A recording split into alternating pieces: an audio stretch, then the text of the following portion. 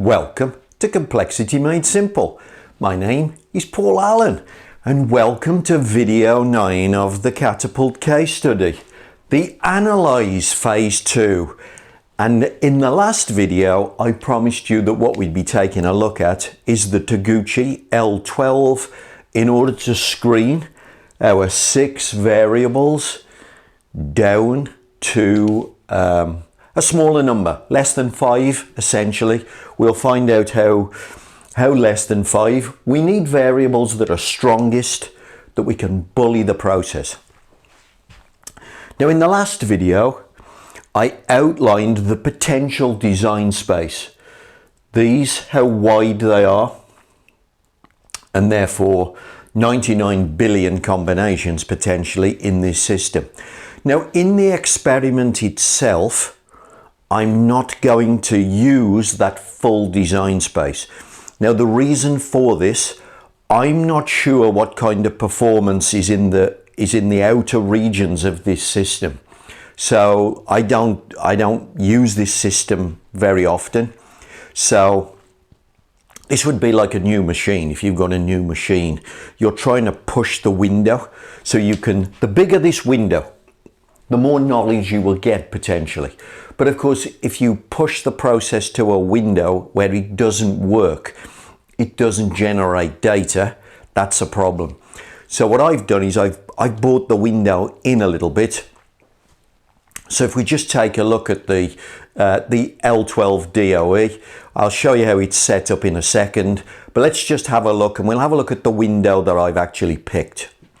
So you can see here the first variable in column A there, the release angle, 150, 180. Now I could have gone shorter than that, so I could have gone as low as 130, I could have gone as high as 185, but I've picked 150, 180. On the firing angle I've gone 110, 130. Again, I could have gone as low as 100 on the firing angle, but I've decided to bring that up a little bit. The cup elevation, I'm only using half of the cup elevation, so 250 to 300. I could have gone 200 to 300 potentially. Rotation 0 to 90, pin elevation 130 to 200. Again, it's come in just that little bit. Instead of 100 units, I'm only going to use 70 units. And finally, the bungee position, the elastic position, 150 to 220. Again, that's only using a partial region of the design space. And then what we're going to do is we take those numbers, we put them into my software of choice, which is DOE Pro. So if I put those numbers in the create design function here, it will create the L12 DOE for me. And if I just finish that off, it asks me for what sample size I want. It says, how many replicates would you like? If I take 4 replicates, I'll end up with 4 columns of data. So 4 12s, 48 data points. And now you can see it's created the DOE pattern. It's empty at the moment. And what I have to do now is go to the electronic, I go to the electronic catapult and I type in these combinations. So if we look at row 1 there, so if I just highlight that, row 1, we get 150, 110, 250, 0 on the rotation, 130 on the pin elevation and 150 on the bungee. I type that in and I collect 4 data points.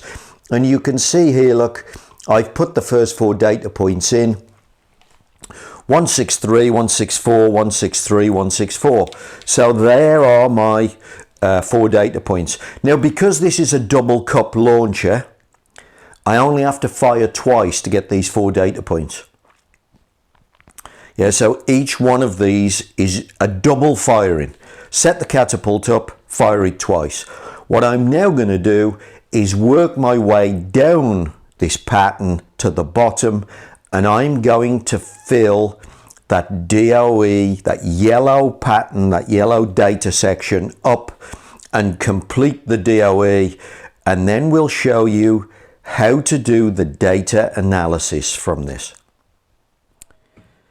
Okay, so here we are. We've completed the experiment. I've fired 12 combinations through the Catapult. So we went to the Catapult, set the 12 combinations up, collected two shots for each, which created 4 data points across the row. And now we're going to analyze this. Now this is an L12 screening DOE. So the only thing we're going to use are factorial plots, marginal means plots in my software. But before we do that, I just want to point something out about the DOE. So whenever you do a DOE, what it's really good to do is to just look at the yellow values here. So look, I've been as long as 600 centimeters, as long as 6 meters, and I've been as short as 123 here.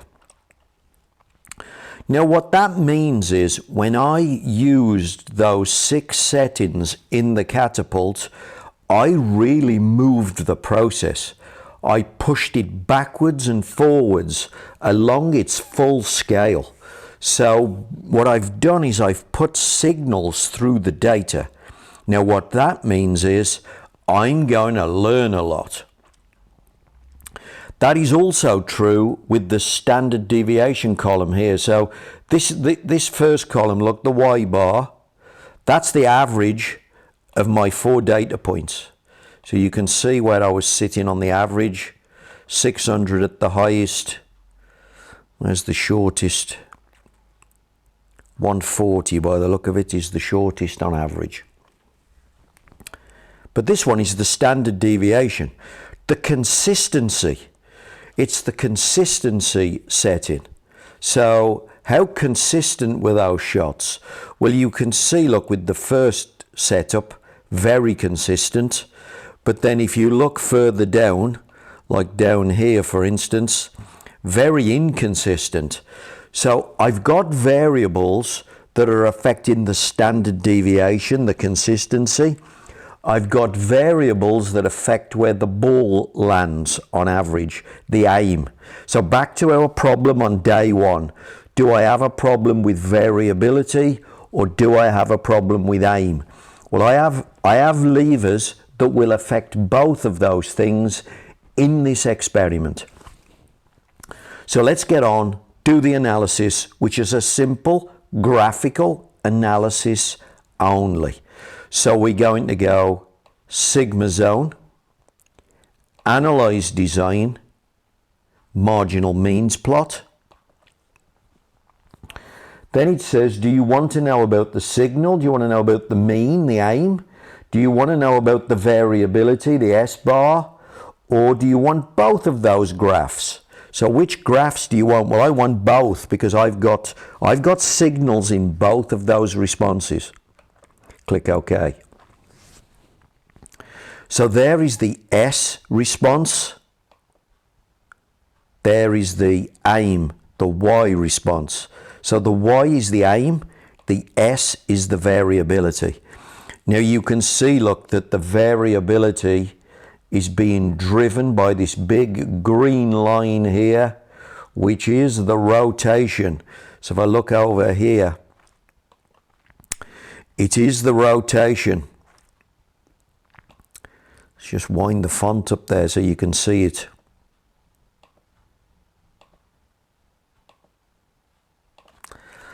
There it is, rotation. And in order to minimize the standard deviation, the smaller the standard deviation, the more consistent the process is. We're going to set the rotation to 0. That's the end of that decision. That's all I need to know. Fix the rotation to 0 and never move it, and that will give you a consistent result.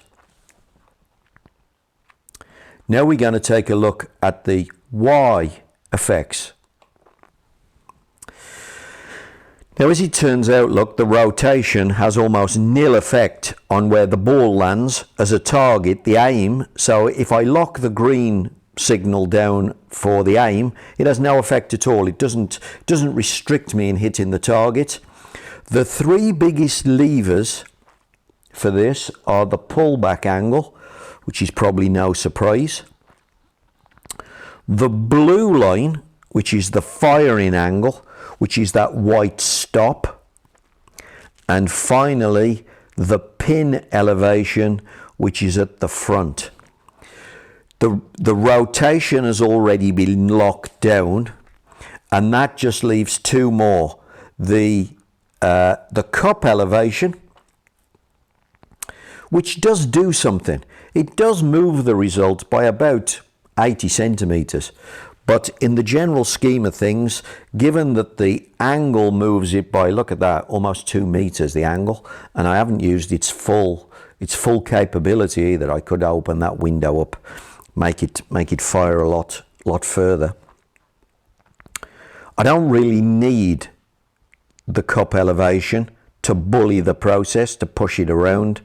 And the other one is the one on the end, the bungee position, and that's got a similar sort of signal, so a similar sort of effect. It does have an effect, maybe about 80 centimeters, but I've got enough of an effect in three levers that's what I'm going to test next. So there's the analysis. It was graphical only, rotation to 0. And then we're going to retest the release angle, the firing angle, and the pin elevation in order to get a model.